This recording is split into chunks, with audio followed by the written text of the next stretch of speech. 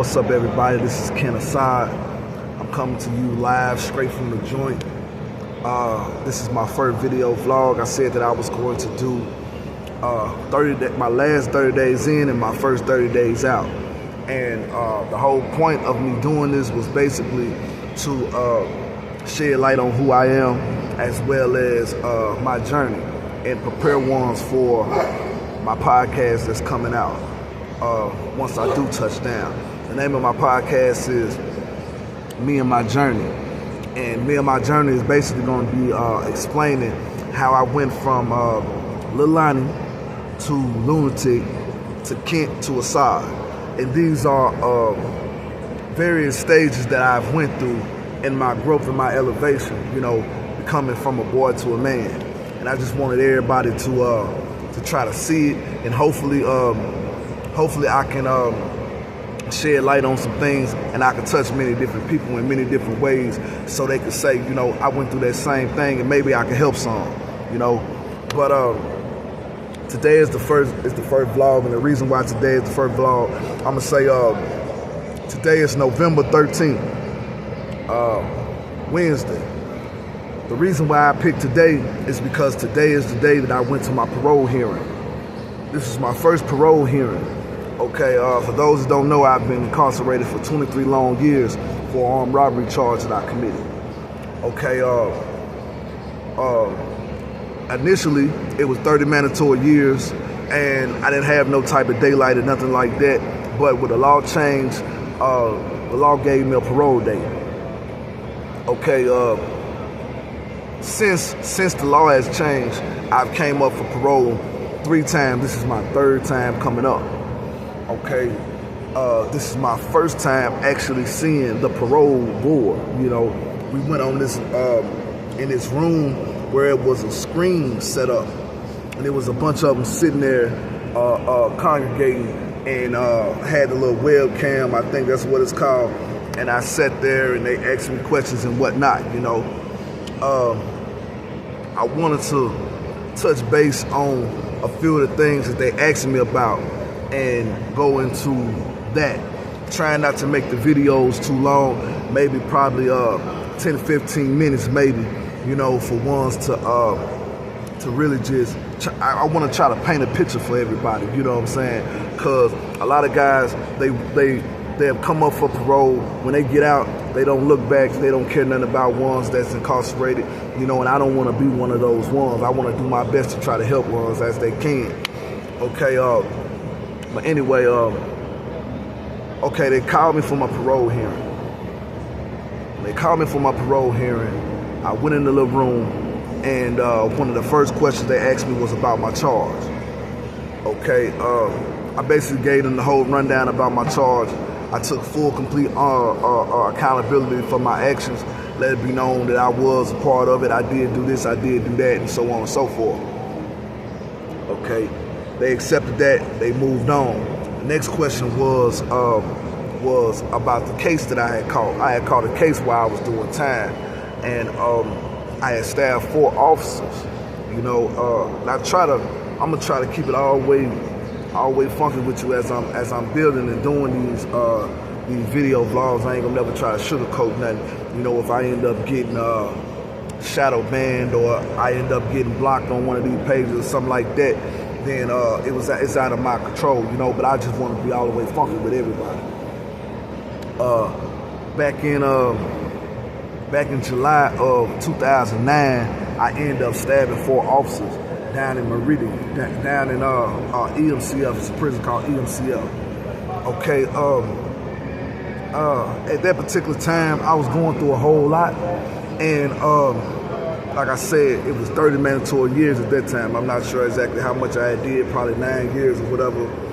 And what was on my mind was just, you know, making everybody just respect me. You know, at that time, you know, you're trying to put in work, you're looking for respect, you're looking for recognition. And I was going through that because I was thugging so hard, and I was banging. I was in this thing real talk. I wasn't no small dude in this thing, you know. So situation that came, officers was behind one of the bros, and it just went up from there. The officer came out spraying. It was about 17 officers, about 22 of the bros. Officer came out spraying the mace. Next thing you know, I up scrap. Me and my son, then we get there, you know. So when we got there, I ended up being the only one that upped the tool and ended up doing some stabbing. Okay, I ended up going to, we all went to the hole. About 6 of us ended up going to the hole. And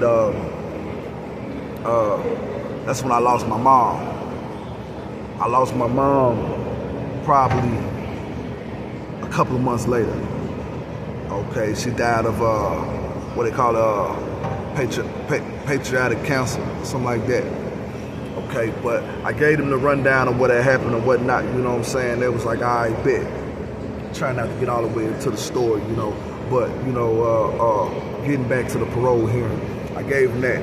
So the next thing they asked was about my last RVR, my last write-up. My last write-up was a situation where I ended up basically getting behind one of these guys. It was a dude that had kidnapped and basically did some horrible things to my stepdaughter, my baby girl, my princess. And I did my best not to involve myself, but it was like, you know, dude just came in contact and I had to do what I did, you did? So I got wrote up for that. They asked me about that.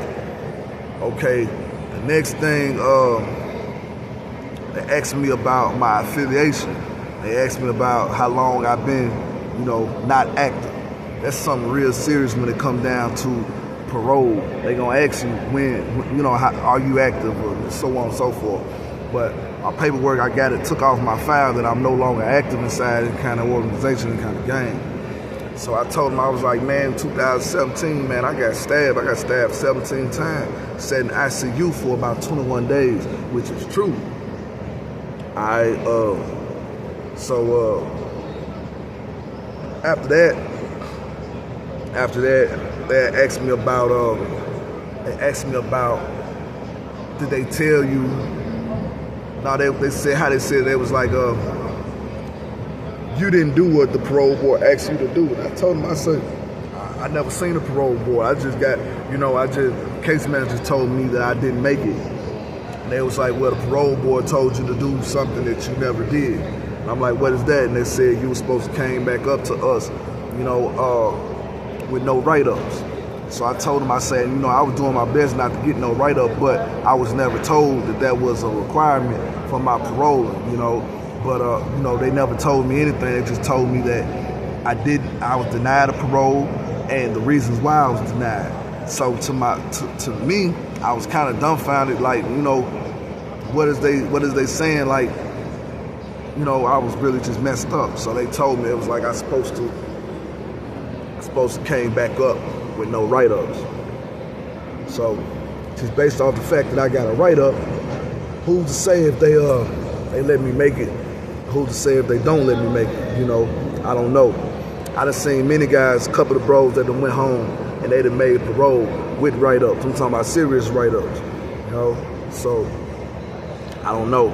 Just hope for the best, you know? But I just wanted to get ones to you know, kind of paint a picture about how it is when they go before the parole board, you know. It was a bunch of people up in there. I'm not exactly sure how many people are on the parole board as of now because, you know, a lot of people quit, get fired, things of that nature there, you know, and I think it's supposed to be 5, but it looked like it was about 10 people up in there. I didn't get an accurate count.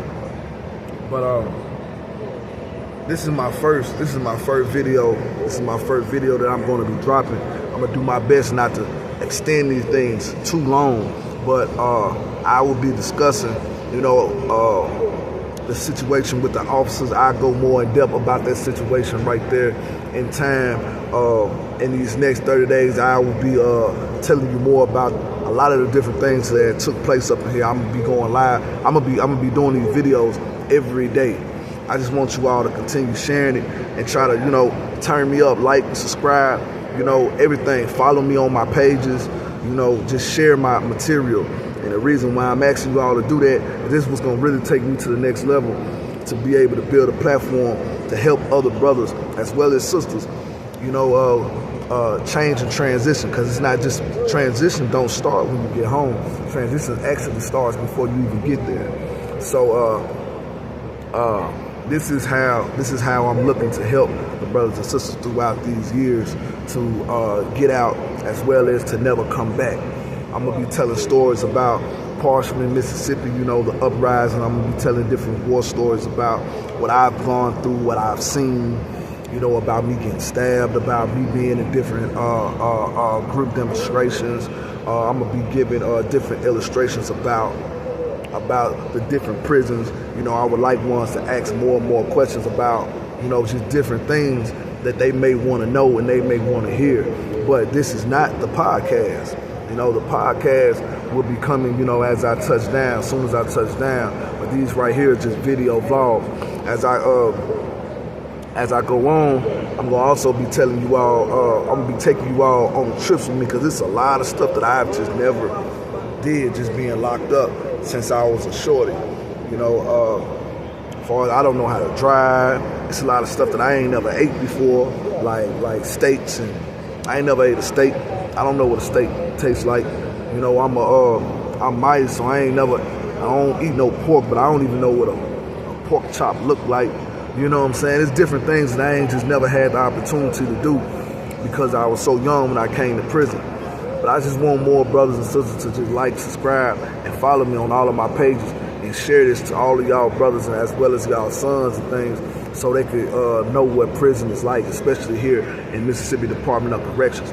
I'm here, and I'm initially from Chicago, Illinois, born and raised, but I just want to just open up more and more to you all. Don't know the type of questions and things that you all may ask, but I'm here for you, and I just want you all to just, you know, just turn me up, help me transition, you know, as I go from being inside these walls to my successful, you know what I'm saying, journey. Because I'm finna turn it up. I'm just being all the way 1,000 with y'all.